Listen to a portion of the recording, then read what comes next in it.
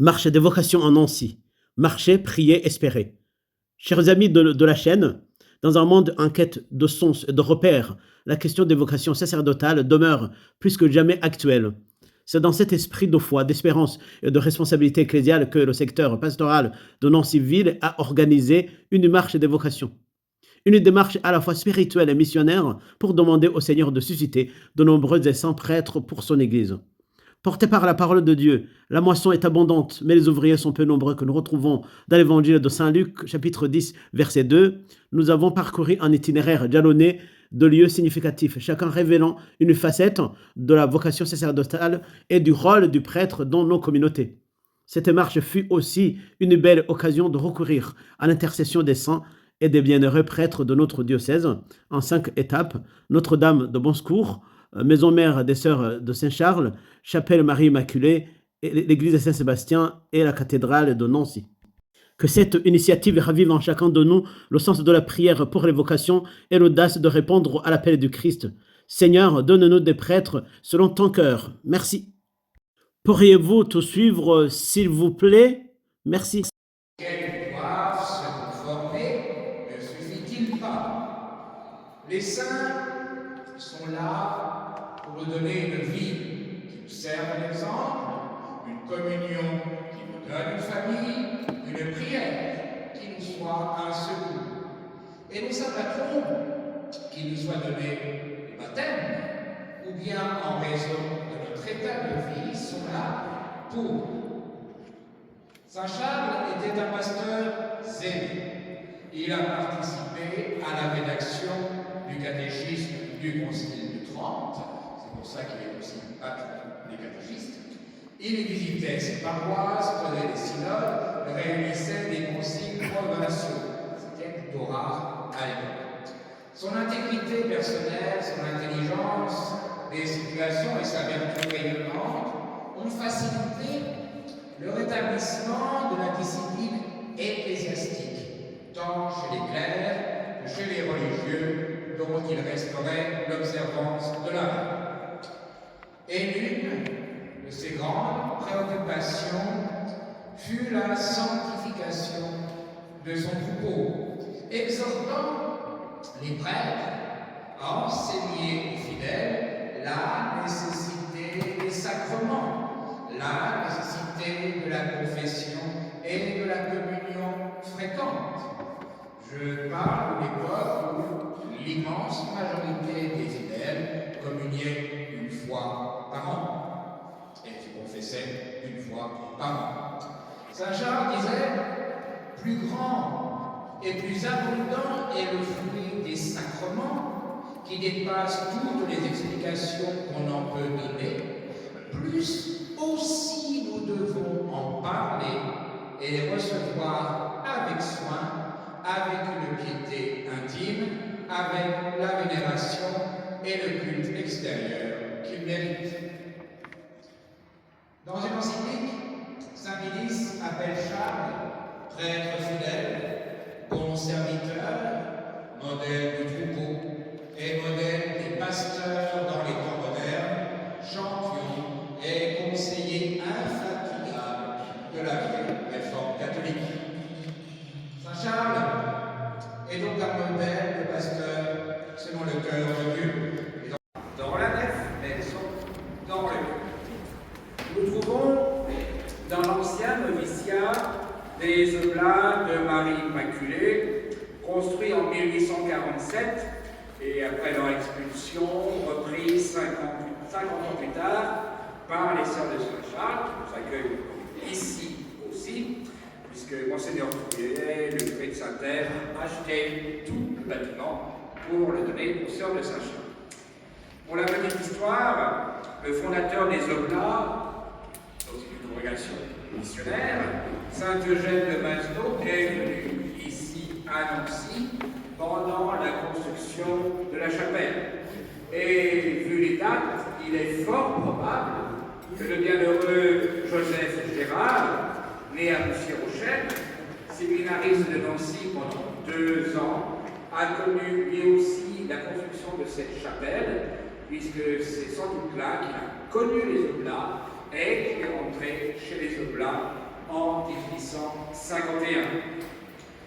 Il y a deux éléments importants pour nous ici aujourd'hui. Il y en a beaucoup plus, vous reviendrez pendant les journées du patrimoine. Ou alors vous venez à la messe le dimanche, c'est comme vous voulez. La nef. Alors la nef, non pas pour son chemin de croix magnifique, mais pour ses 6 confessionnaux. C'est énorme, étant donné la taille de cette chapelle. Mais cela nous montre bien l'importance que pouvait avoir, au XIXe siècle, le sacrement de la confession dans la vie chrétienne. C'est un peu, malheureusement, perdu de nos jours, sauf à Saint-Sébastien. On le verra tout à l'heure. Et il y a le chœur, où les prêtres et les futurs prêtres se réunissaient pour les offices, la messe et leur temps d'oraison en commun. Nous sommes des frères et sœurs, tous humains. C'est, comme beaucoup d'entre vous le savent, le lieu où il est le plus facile à Nancy de trouver un confesseur grâce aux prêtres qui s'y relaient. Le premier rôle d'un prêtre diocésain, c'est d'être envoyé dans une paroisse. Demeuraient tous à Toul, autres de l'évêque, furent envoyés pour s'y établir et assurer dans ces petites portions de l'église diocésaine les 3 charges de l'évêque, qui sont aussi celles des prêtres, enseigner, sanctifier et gouverner. Alors, le prêtre sanctifie. Qu'est-ce que cela veut dire? Nous savons que la plupart des prêtres ne sont pas vraiment des saints.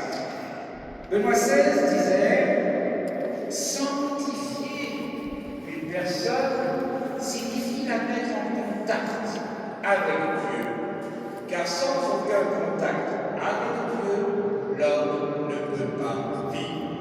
Une partie essentielle de la grâce du sacerdoce, c'est le don, le devoir de créer ce contact. Cela se réalise, disait le pape, dans l'annonce de la parole de Dieu, dans laquelle sa lumière vient à notre rencontre. Cela se réalise de façon particulièrement dense dans les sacrements, l'immersion dans le mystère pascal de la mort et de la résurrection du Christ à Dieu dans le baptême. Et elle est renforcée dans la confirmation et dans la réconciliation. Elle est nourrie par l'Eucharistie, sacrement qui édifie l'Église comme peuple de Dieu, corps du Christ, temple du Saint-Esprit. C'est donc le Christ lui-même qui rend saint, c'est-à-dire qui nous aspire dans la sphère de Dieu. C'est toujours Benoît XVI qui parle. Mais comme acte de son infinie miséricorde, il appelle certaines personnes à demeurer avec lui et à participer à travers le sacrement de l'ordre, en dépit de la pauvreté humaine, à son sacerdoce même, à devenir ministre de cette sanctification, dispensateur de ces mystères, pont de la rencontre avec lui, de sa médiation entre Dieu et les hommes, et entre les hommes et Dieu. Et les 2 sacrements essentiels dans la vie d'un baptisé ne peuvent être donnés que par le prêtre. Ce sont les sacrements de la miséricorde et du viatique.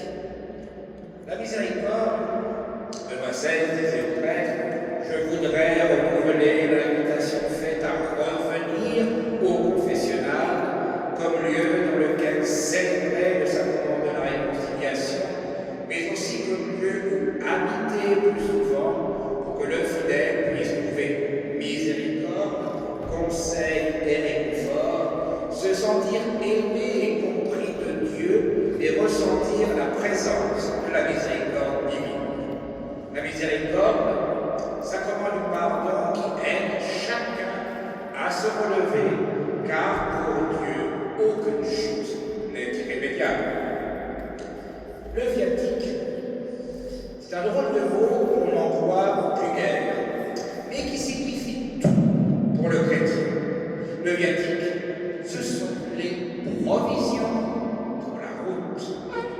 C'est donc le pain quotidien que nous demandons à Dieu.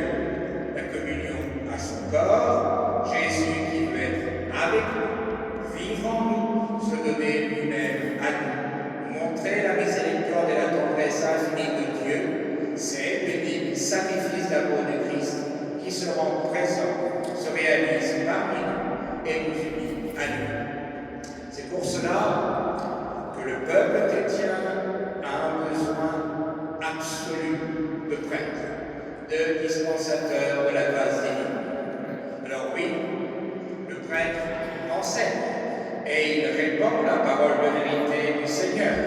Oui, certes, le prêtre guide la portion du troupeau que l'évêque lui a confié, mais surtout le prêtre peut donner aux âmes le pardon et la vie de Dieu. Le curé d'Ars disait, c'est une formule que je pense certains ont entendue, laisser une paroisse 20 ans sans prêtre, on y adorera les bêtes. Méditons cette formule très dure. Comprenons que tous nous avons besoin des prêtres et pensons aux campagnes de notre diocèse où il faut faire 20 kilomètres parfois pour aller à la messe. Et les personnes âgées ne peuvent pas forcément y aller. Donc, besoin de prêtres.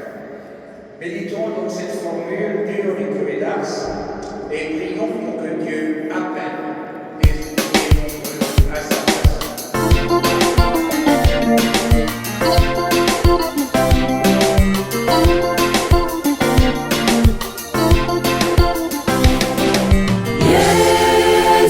Yesu niwe mizero yanje mungere wanje Yesu niwe mizero yanje mungere wanje ndahiriwe.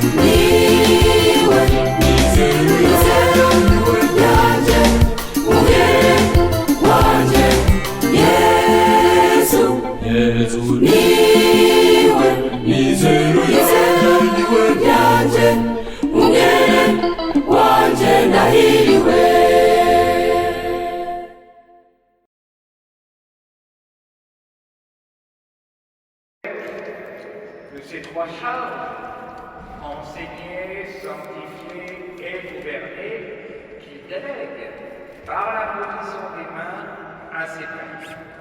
Et nous voici au pied de l'autel de l'évêque et de sa cathèdre.